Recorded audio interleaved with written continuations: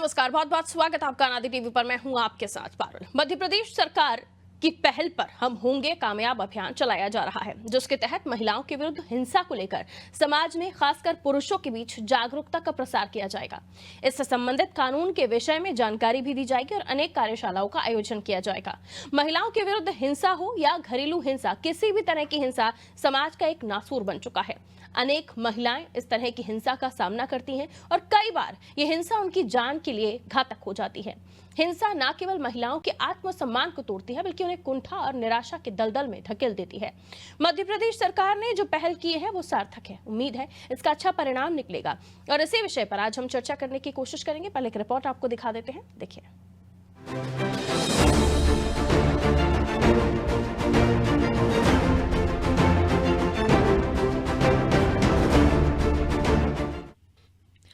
मध्य प्रदेश में महिलाओं की सुरक्षा और सम्मान के लिए संचालित किए जा रहे विशेष जागरूकता अभियान हम होंगे कामयाब पखवाड़े की चर्चा है।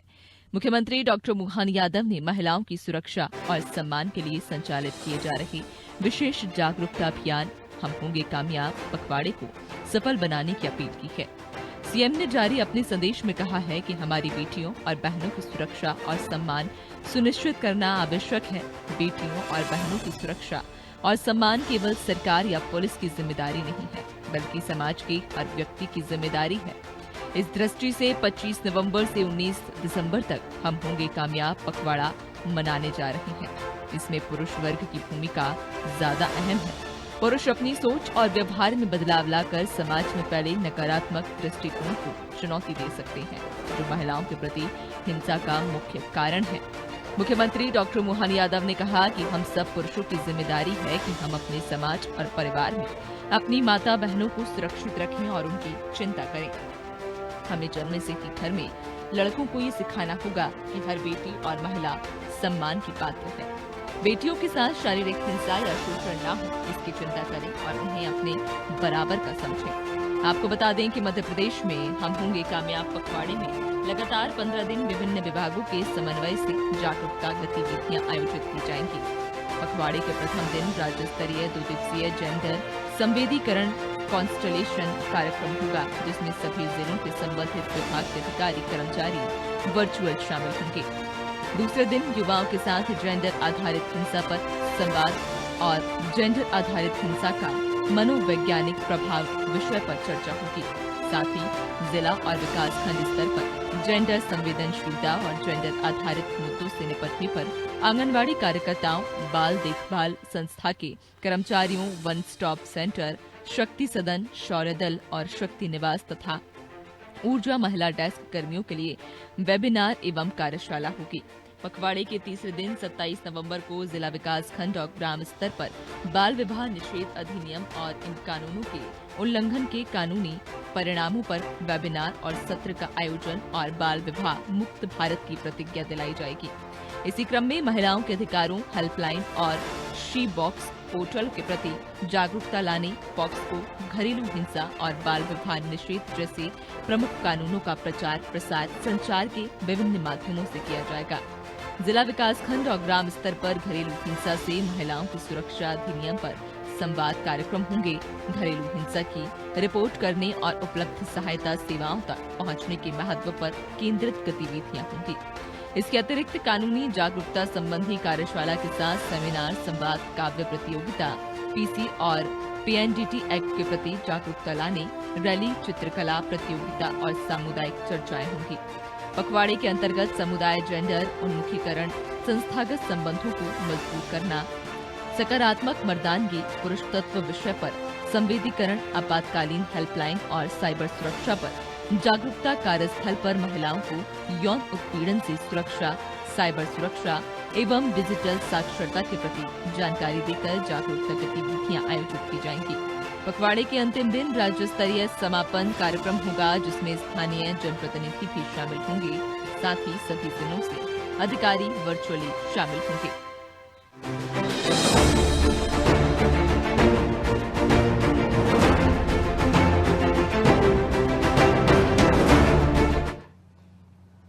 तो लैंगिक सामाजिक हिंसा के खिलाफ ये पहल जिसमें हम होंगे कामयाब पखवाड़ा मनाया जा रहा है 25 नवंबर से शुरू होकर 19 तारीख तक ये पखवाड़ा चलेगा, जिसमें अलग अलग कार्यक्रम किए जाएंगे, अलग अलग मुद्दों पर चर्चा की जाएगी और खासकर किस तरीके से इस मामले में हम देखें तो महिलाओं के प्रति हो रही जो अपराध है, जो हिंसा के मामले हैं, वो जो लगातार बढ़ते जा रहे हैं, उसको लेकर भी ये जो कार्यक्रम है वो किए जाएंगे। मध्य प्रदेश के अलग अलग जिलों में किए जाएंगे और इसको लेकर काफ़ी तारीफ हो रही है, काफ़ी सराहना हो रही है। इस मिशन को लेकर, इस पखवाड़े को लेकर मुख्यमंत्री डॉक्टर मोहन यादव ने क्या कुछ कहा है वो आपको सुनवा देते हैं। देशवासियों नमस्कार। आज मैं आपसे खास बात कहना चाहता हूँ। ये बात हमारी बेटियों और बहनों की सुरक्षा, उनके सम्मान से जुड़ी हुई है। बेटियों और बहनों की सुरक्षा, उनका सम्मान केवल सरकार या पुलिस की जिम्मेदारी नहीं है, बल्कि समाज के हर व्यक्ति की जिम्मेदारी है। इस दृष्टि से 25 नवंबर से 10 दिसंबर 2024 तक हम होंगे कामयाब पखवाड़ा मनाने जा रहे हैं।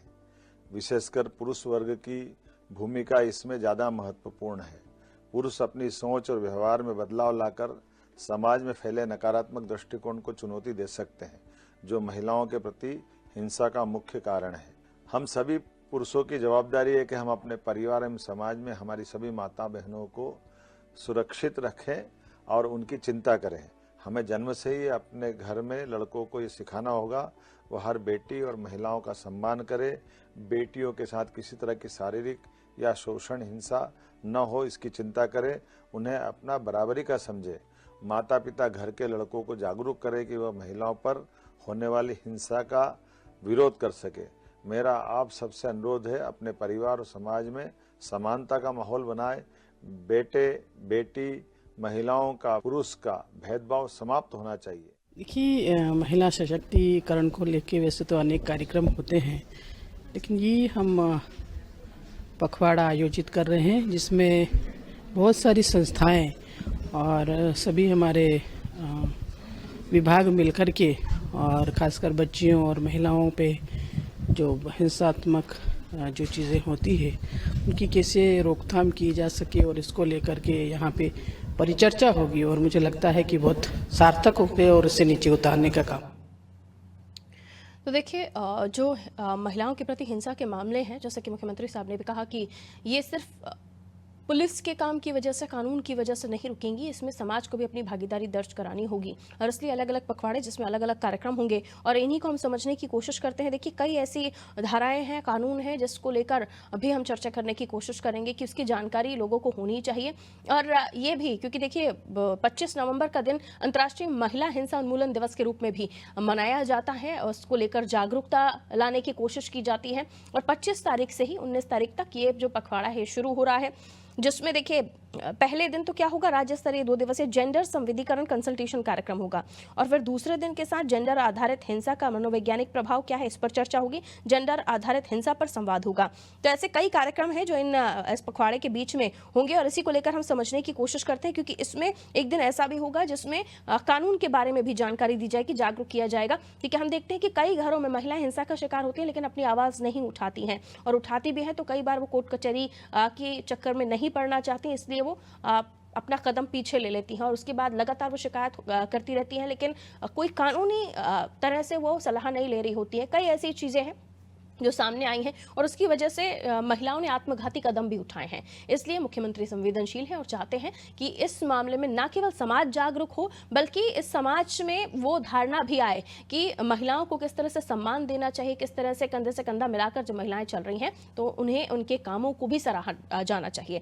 आइए, हमारे साथ मेहमान जुड़ गए हैं, उनसे हम आगे चर्चा करने की कोशिश करेंगे। ये मिशन क्या है इसको भी जानने की हम कोशिश करेंगे, किस तरह से पखवाड़ा मनाया जाएगा, कौन कौन शामिल होगा, किस तरह से लोगों को जोड़ने की कोशिश की जा रही है, उस पर तो बात होगी। और साथ ही जैसे कि मैंने कहा कि इसमें एक दिन ऐसा भी होगा जिसमें किस तरह के कानूनी कदम आप उठा सकते हैं इसके बारे में भी हम बातचीत करने की कोशिश करेंगे। तनुज दीक्षित साहब हमारे साथ जुड़े हुए हैं, अधिवक्ता हैं आप सुप्रीम कोर्ट के। दीक्षित जी, बहुत बहुत स्वागत करती हूँ आपका। सुन पा रहे हैं आप मुझे?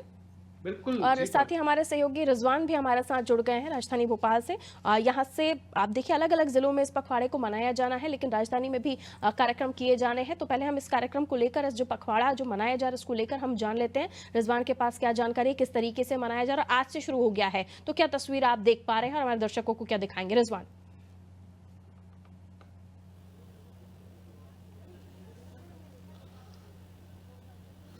देखिए, हम होंगे कामयाब जो अभियान है इसकी शुरुआत हो चुकी है। मुख्यमंत्री डॉक्टर मोहन यादव भी जो है इसको लेकर काफ़ी दिशा निर्देश जो है दे चुके हैं। आज जो है इसकी शुरुआत हुई है 25 दिसंबर से, यानी आज से जो है इस कार्यक्रम जो है शुरू हुआ है और 10 दिसंबर तक ये कार्यक्रम चलेगा। सबसे पहली बात, महिलाओं को किस तरीके से सुरक्षित रखा जाए, महिलाओं को किस तरीके से उनका जो दायित्व वो दिलाया जाए, और तमाम इन मुद्दों को लेकर जो है आज इस कार्यशाला में 2 दिवसीय कार्यशाला में पुलिस अधिकारी, जो महिला पुलिस अधिकारी हैं, तमाम जो अधिकारी हैं, जो स्कूल से जुड़े लोग हैं, जो बच्चे हैं, वो यहाँ पर जुड़े थे।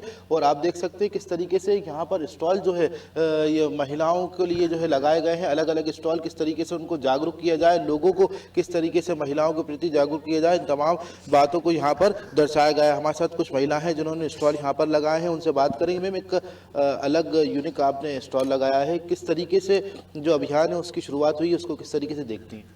जी, मेरा नाम रचना है और समान सोसाइटी से हम लोगों ने एक इंस्टॉल लगाया है। इसमें महिलाओं के लिए नॉन ट्रेडिशनल लाइवलीहुड को काम शुरू किया है और उसमें हम ट्रेंड करके उनको इस तरह के रोजगार में लाते हैं। जहां अभी तक पुरुषों का वर्चस्व है, वहीं पर अब महिलाएं कैसे अपने कदम बढ़ाएं और जमाएं, इसलिए हम लोगों ने ये शुरुआत की है। सुरक्षा की दृष्टि से हम देखें तो अलग अलग पहलू हो सकते हैं। कोई सीधे डायरेक्ट सुरक्षा करती है, जैसे पुलिस दिखाई देती है। ऐसे हम कोशिश कर रहे हैं कि महिलाएं ऐसे क्षेत्र में आए जहां दूसरी महिलाएं अपने जाने में सुरक्षित महसूस करें। हमारे साथ और भी महिलाएं, उनसे बात करेंगे। आपका भी स्टॉल है, जेंडर को लेकर काफी अंदर भी बात मंत्री ने कही, आप भी यहाँ पर इसको लेकर जागरूकता अभियान चलाने क्या? मेरा नाम जूही कुलश्रेष्ठ है। ये charitable welfare society for human kind and animal है। तो हमारा घरौंदा है जो महिला बाल विकास के अंडर है, तो उसके बारे में बताएंगे आपको नीलम कौर जी। जी नीलम कौर जी, क्या किस तरह देखती हैं इस अभियान को? आज शुरुआत हुई है मंत्री ने। हमारे पास जो महिलाएं हैं वो महिलाएं आती हैं जिनका कोई नहीं है या जिनको सोसाइटी से रहने के लिए जगह नहीं है। उनको बेसिकली हम अपने घरौंदा में रखते हैं, उनको पढ़ाना लिखाना, जॉब दिलवाना, ताकि वो अपने पैरों पे खड़े हो सकें। और जो लड़कियां नहीं पढ़ना चाहती हैं, मान लीजिए उनका IQ लेवल कम है, तो अगर वो ये चाहती हैं हमारी शादी कर दी जाए, तो हम उनकी शादी भी अच्छा लड़के देख के शादी भी करते हैं। मेनली हमारा ये काम है कि लड़कियों को एकदम सुरक्षित घर मिले, सुरक्षित जगह मिले, जहां वो अपने लिए आगे का फ्यूचर जो है वो सिक्योर करके हम उनका फ्यूचर सिक्योर कर दें। बस ये हमारा काम है। एक और चीज़ है जो मैं बोलना चाहूँगी, हम लोग महिलाओं के साथ साथ ट्रांसजेंडर्स के लिए भी काम कर रहे हैं पिछले 3 सालों से। हम चाहते हैं उनको भी वो इक्वल डिग्निटी, रिस्पेक्ट सोसाइटी में मिले, उनको भी सारे अधिकार मिले जो हमें मिलते हैं। तो अभी हमारा इवेंट भी आने वाला है जनवरी में, तो मैं चाहती हूँ कि आपके चैनल के थ्रू इस चीज़ को भी लोग प्रमोट करो, आप लोग भी, कि इस मुद्दे के लिए खड़े हो, इनके लिए खड़े हो, इनको भी वो समाज में हक मिले जो जिसके लिए तरसते हैं। इनके साथ बहुत एक्सप्लॉयटेशन होता है। तो ये गरिमा गृह की पिक्चर है दिल्ली में जो रुद्रानी छेत्री चलाती हैं। ऐसे ही हम चाहते हैं कि मध्य प्रदेश में भी ऐसा गरिमा गृह हो जहाँ पर जो ये बच्चे हैं जिनके साथ एक्सप्लॉयटेशन होता है, इनको एक घर मिले, सेफ जगह मिले। अपने घर से निकल के पेरेंट्स छोड़ देते हैं, अबेंडन कर देते हैं, तो उनको एक सुरक्षित जगह मिले जहाँ से वो अपनी जीवन की शुरुआत कर पाएँ, सेल्फ डिपेंडेंट बन पाएँ, और जो भी इनके साथ चीज़ें गलत होती हैं उनके लिए हम खड़े हो पाएँ, इनके लिए हेल्प ले पाएँ पुलिस से और डिफरेंट जगहों से। That is what. आपका चैनल प्लीज़ इस चीज़ को ज़रूर प्रमोट करिएगा। This is a very good initiative. हाँ, साफ तौर से महिलाओं के साथ साथ यहाँ पर थर्ड जेंडर को भी जो है उनका हक दिलाने की बात कही जा रही है। थोड़ी देर पहले ही इस कार्यक्रम की जो है शुरुआत जो है मंत्री ने की है और तमाम इन बातों को उन्होंने रखा है, किस तरीके से महिलाओं के लिए जो है सुरक्षा की जाए और तमाम जो पुलिस अधिकारी हैं उनको किस तरीके से जागरूकता अभियान, सेमिनार और जो लोग जनता के बीच जाकर महिलाओं और बच्चों को किस तरीके से जागरूक किया जाए, गुड टच और बेड टच के बारे में बताया जाए। इन सब बातों को लेकर जो है अभी मंत्री और तमाम जो पुलिस अधिकारी हैं उन्होंने कार्यक्रम की शुरुआत की है। मुख्यमंत्री डॉक्टर मोहन यादव ने भी इस बात को कहा है क्या हम सब की भागीदारी है कि महिलाओं को उनका हक दिलाना है, क्योंकि हम देखते हैं जिस तरीके से महिलाओं के साथ अत्याचार होते हैं, कई बार महिलाएं थाने नहीं पहुंच पाती हैं डर के मारे। लेकिन इन सब चीज़ों को लेकर जो है यहाँ पर आज सेमिनार रखा गया, 2 दिवसीय कार्यशाला रखी गई है। कल युवाओं को जोड़ने की बात भी यहाँ पर कही जा रही है। जी बिल्कुल, तो कई ऐसे कार्यक्रम होंगे जो क्रम से हम देखेंगे इस पखवाड़े के अंदर, जिसकी शुरुआत आज से हो गई है। तनु जी, आपके पास आते हुए जैसे कि मैंने जिक्र किया कि कई ऐसी चीज़ें हैं जिसकी जानकारी हमारे देश में कई ऐसी महिलाएं हैं जिनको नहीं है। उन्हें लगता है कि अगर वो थाने जाएंगी तो उनकी कंप्लेन होगी या नहीं होगी, और अगर हो भी जाएगी तो कोर्ट कचहरी में किस तरह से उन्हें सामना करना पड़ेगा। कई ऐसे पोर्टल्स हैं जिनकी जानकारी कई लोगों को है, कई लोगों को नहीं है। पहली प्राथमिकता कि वो अपनी आवाज़ बुलंद करें और उन्हें ये विश्वास हो कि कानून में वो भरोसा रखें, उन्हें न्याय मिलेगा। अगर वो किसी तरह से पीड़ित पीड़ित हैं, किसी तरह से सताई जा रही हैं, तो उन्हें कानून में विश्वास होना चाहिए, तब जाके वो कदम उठाएंगी। तो क्या आप हमारे दर्शकों को बताना चाहेंगे, महिलाओं को बताना चाहेंगे, अगर वो किसी तरह से हिंसा का शिकार हो रही हैं या किसी भी तरह से प्रताड़ित हो रही हैं? तनुज जी। देखिए, निश्चित रूप से महिला एवं बाल विकास मंत्रालय के अधीन जो संबंधित विभिन्न कानून है इस देश में, जिसमें घरेलू हिंसाओं के लिए महिलाओं का जो एक संरक्षण अधिनियम 2005 बना हुआ है, इन डोमेस्टिक वायलेंस एक्ट जिसे हम बोलते हैं। इसके अतिरिक्त अगर हम बात करें तो महिलाओं का अभद्र चित्रण करने पर भी जो है निषेध है, वो भी 1986 का एक कानून है, वो भी हमारे इस देश में मौजूद है। इसके अलावा कार्यस्थल पर महिलाओं का यौन उत्पीड़न, इसके संबंधित रोकथाम और साथ में निषेध और निवारण, ये भी जिसे हम पॉक्सो एक्ट बोलते हैं, ये भी एक बहुत मेजर एक्ट है जिसको 2013 में बनाया गया। इसके अलावा बाल विवाह निषेध अधिनियम 2006, ऐसे करके हमारे देश में महिलाओं के संबंध में काफी सारे कानून मजबूत रूप से बने हुए हैं, जो महिलाओं की सुरक्षा एवं उनके किसी भी रूप से उनकी समस्याओं के निवारण हेतु बनाए गए हैं। इसके अतिरिक्त भी महिलाएं जो है भारतीय न्याय संहिता के अंदर विविध धाराओं में भी अपनी शिकायत को दर्ज करा सकती है, जिससे उन्हें जैसी उनको समस्याएं हैं। जी पारुल जी। बिल्कुल जाहिर है जिन समस्याओं को लेकर चर्चा हो रही है ये आज की नहीं है, बहुत पुरानी है। और अब पहले हम भ्रूण हत्या को लेकर भी चर्चा करते थे कि जहां पता चला कि आपके गर्भ में बच्ची है या इसको लेकर भी हमने देखा कि किस तरह की घटनाएं सामने आई, और अब उसको भी लेकर खासतौर पर, क्योंकि ऐसी घटनाएं कई जगहों पर रुकी नहीं है, तो वहां भी इस चीज़ को लेकर जागरूक करने की आवश्यकता, जो इस पखवाड़े के अंदर एक कार्यक्रम होगा। और उसके अलावा कई ऐसी जो घटनाएं हैं जिनमें हम खासतौर पर महिलाओं की बात करें, वो थाने नहीं आ पाती हैं, वो शिकायत नहीं कर पाती हैं, उनको आप क्या जानकारी देकर देना पसंद करेंगे कि वो अपनी अगर किसी भी परेशानी को दर्ज कराना चाहती हैं तो क्या कुछ माध्यम हो सकते हैं? देखिए, अब डिजिटल एफआईआर, ई एफआईआर भी लॉन्च की जाती है, साथ में 100 नंबर पुलिस का है ही, जिसपे आप तुरंत कहीं पे कोई अगर ऐसी समस्या है तो आप फोन लगा करके पुलिस को भी इन्फॉर्म कर सकते हैं। इसके अतिरिक्त ऑनलाइन डिजिटल एप्लीकेशन के माध्यम से, वेबसाइट के माध्यम से भी आप अपनी शिकायत जो है रजिस्टर्ड कर सकते हैं। और ये देखिए, अब ये ई एफआईआर रजिस्टर्ड होने के बाद महिलाओं को अलग से थाने जाने की आवश्यकताएं नहीं है। ये बहुत एक मेजर परिवर्तन है नए कानून देश में, जो 3 क्रिमिनल लॉज आए हैं उसके आने के बाद से। और उसके पहले भी पुलिस प्रशासन काफी प्रयासरत था इस तरीके की डिजिटलाइजेशन करने के लिए, जो कि हुआ है।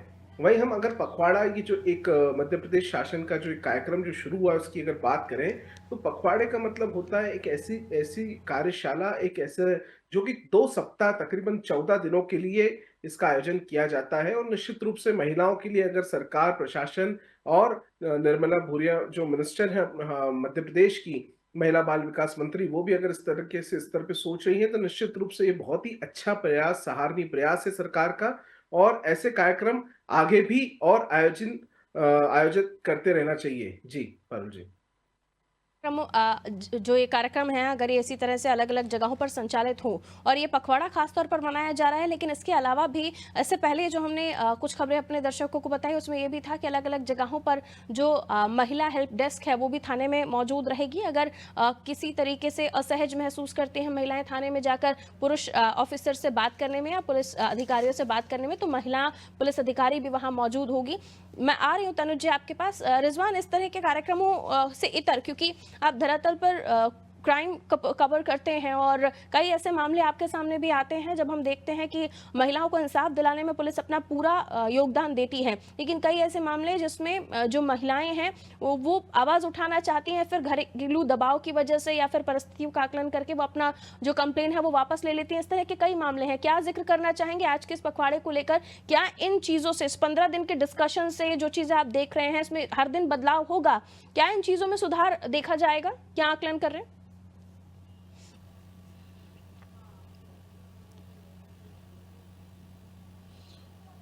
बिल्कुल साफ तौर से अभियान की मुख्य उद्देश्य यही है कि महिलाएं अपनी आवाज़ किस तरीके से उठाएं और किस तरीके से महिला अपराध में कमी आ सके, क्योंकि हम देख रहे हैं लगातार महिलाओं के साथ, बच्चियों के साथ अपराध की घटनाएं मध्य प्रदेश में सामने आती हैं और संज्ञान भी पुलिस लेती है और इंसाफ दिलाने की बात करती है, और जो बच्चों के केस हैं उनको फास्ट ट्रैक कोर्ट में चलाने की जो है बात कही जाती है। हालांकि चलते भी हैं कई केसेस, लेकिन इंसाफ जो है काफ़ी लेट जो है महिलाओं को और बच्चियों को मिलता है। साफ तौर से ऐसे में जो महिलाएँ हैं जो अपने उन्हें हक की आवाज़ तक जो है नहीं पहुंच पाती हैं, मतलब जो थाने नहीं पहुंच पाती हैं या जो जिम्मेदार अधिकारी हैं उन तक अपनी बात नहीं पहुंचा पाती हैं, तो उनको लेकर जो है सबसे ज़्यादा यहाँ पर फोकस किया जा रहा है।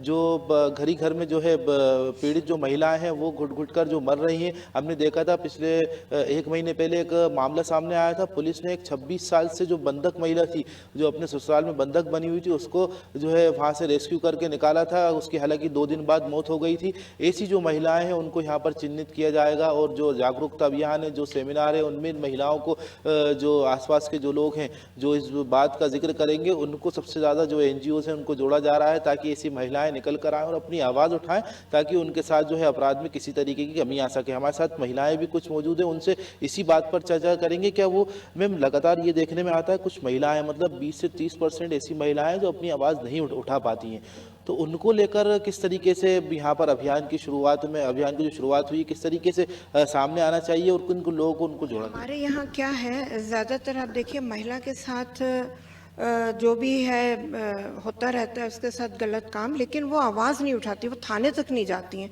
इसलिए नहीं जाती कि दुनिया क्या बोलेगी, लोग क्या बोलेंगे। और कहीं कहीं तो ऐसा भी देखा गया है, लड़की बताती भी लेकिन थाने जाने से मना कर देते हैं। माँ बाप भी बोलते हैं नहीं नहीं समाज क्या बोलेगा, तुम्हारे साथ गलत हुआ है। लेकिन अब चेंज आ रहा है।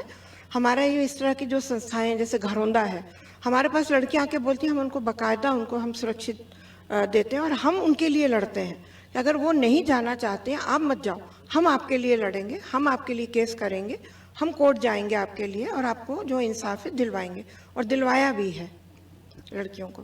साफ तौर से समाज क्या कहेगा, परिवार वाले क्या कहेंगे और माता पिता क्या कहेंगे, इन सब बातों के डर से जो है महिलाएं अपने घर से नहीं निकलती हैं और घुट घुट कर वहीं मरती हैं। ये बहुत जरूरी है क्योंकि कई बार आपका खुद का परिवार ही आपके साथ खड़ा नहीं होता है। मेरा कहना है कि जो बच्चियां इस तरह से प्रताड़ित हो रही हैं, उनके माता पिता भी उनको यही कहकर विदा करते हैं कि अब आपको, ये हमारे बहुत पहले से ये बातें हैं और कहा जाता है कि अब आपकी अर्थी वही ससुराल से ही उठे, इतना आपको निभाना है। लेकिन अब वो दौर खत्म हो चुका है। अब आपको हिम्मत करके अपनी परेशानियों को आगे आना होगा। ऐसी कई सारी महिलाएं हैं इस समाज में तनुज जी, जो मदद करने के लिए आगे आती हैं, हेल्प कर रही हैं। अगर आपको कोई सपोर्ट नहीं मिल रहा है तो सपोर्टिंग हैंड्स हैं। इस बात को समझते हुए मुझे लगता है, और बार बार ये जिक्र हो रहा है कि देखिए इस समाज में जो नकारात्मकता है या जो एक सोच है उसको दुरुस्त करने की आवश्यकता है। जहां इस समाज में केवल महिलाएं नहीं, पुरुष भी खड़े हो जाएंगे महिलाओं की मदद के लिए, तो इस तरह के मामले आना खत्म हो जाएंगे, तो कम तो होंगे ही। तनुज जी,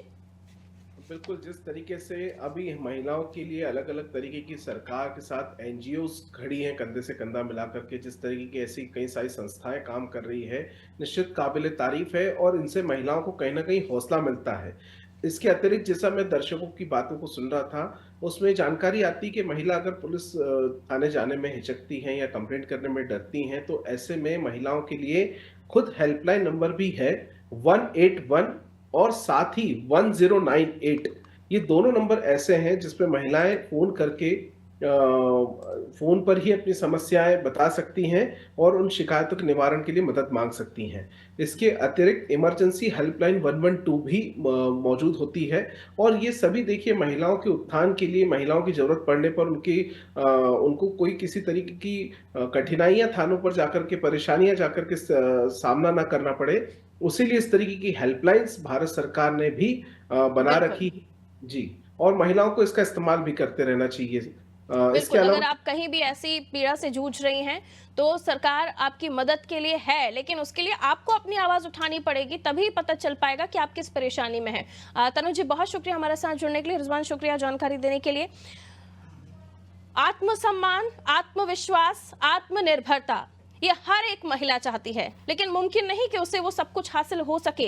लेकिन कई बार अपने आत्मसम्मान के लिए, अपने खुद के स्वावलंबन के लिए, आत्मनिर्भरता के लिए आपको खुद ही लड़ाई लड़नी पड़ती है। कई ऐसी महिलाएं हैं हमारे देश में जो घरेलू हिंसा का शिकार होती हैं, डोमेस्टिक वायलेंस का शिकार होती हैं, लेकिन अपनी आवाज बुलंद नहीं करना चाहती हैं। कई बार ऐसे चीजों का वो सामना कर रही होती है, ना केवल घर में बल्कि बाहर भी, जहां वो अपनी आवाज नहीं उठा पाती हैं और चुपचाप उन चीजों को सहती रहती हैं। कई मजबूरियां हो सकती हैं, लेकिन अब नहीं। ये पखवाड़ा आपको यही बताता है, हम होंगे कामयाब की कामयाबी हासिल करने के लिए जरूरी नहीं कि आप किसी को सही या बर्दाश्त करें, फिर चाहे वो आपकी घरेलू हिंसा हो। कई बार ऐसा होता है कि माता पिता आपका साथ नहीं देते, लेकिन कई ऐसी संस्थाएं हैं जो आप आवाज बुलंद करते हैं तो वो आपके पीछे खड़ी हुई पाई जाएंगी। लेकिन इस पखवाड़े से ये भी कोशिश हो रही है कि कई सारी ऐसे जो नकारात्मक दृष्टिकोण है उनको भी बदला जा सके, पुरुष वर्ग भी इसमें अपनी भूमिका अदा करे, इसलिए भी ये पखवाड़ा शुरू किया गया है। और उम्मीद करते हैं कि इसके बाद कई सारे लोगों के विचार बदलेंगे, क्योंकि इसमें अलग अलग दिनों में जो है वो संवाद होंगे, चर्चाएं होंगी, डिस्कशंस होंगे अलग अलग टॉपिक पर, और उससे कई सारी ऐसी बातें निकलकर सामने आएंगी जो हम सब जानते तो हैं, लेकिन शायद हम उसकी वजह से जागरूक नहीं है, या फिर कई बार उन लोगों का ज़मीर ही जिंदा नहीं होता जो सब कुछ सुन के इधर से सुनकर उधर निकाल देते हैं और फिर घर में जाकर वो वही सब कर रहे होते हैं। लेकिन अब महिलाओं को बिल्कुल भी डरने की आवश्यकता नहीं है। बार बार कहा जाता है, कई सारे हेल्पलाइन नंबर्स हैं। आप ये सोचते हैं कि कई बार अगर आप इस तरह की हिंसा का शिकार होंगे, आपके पति आपको छोड़ देंगे, आपका घर खत्म हो जाएगा, लेकिन उसके बावजूद भी आप अपनी जिंदगी को और भी सारे कामों को करके संवार सकती हैं। इसलिए अपने आप को खत्म करने से, अपने आप को अंदर ही अंदर घोटने से अच्छा है कि बाहर निकलिए, अपनी आवाज उठाइए। कई सारे हेल्पलाइन नंबर हैं, उनसे संपर्क कीजिए अगर आप इस तरह की परेशानियों से जूझ रही हैं या पीड़ा सह रही हैं। रखिए अपना ख्याल, दीजिए मुझे इजाजत। नमस्कार।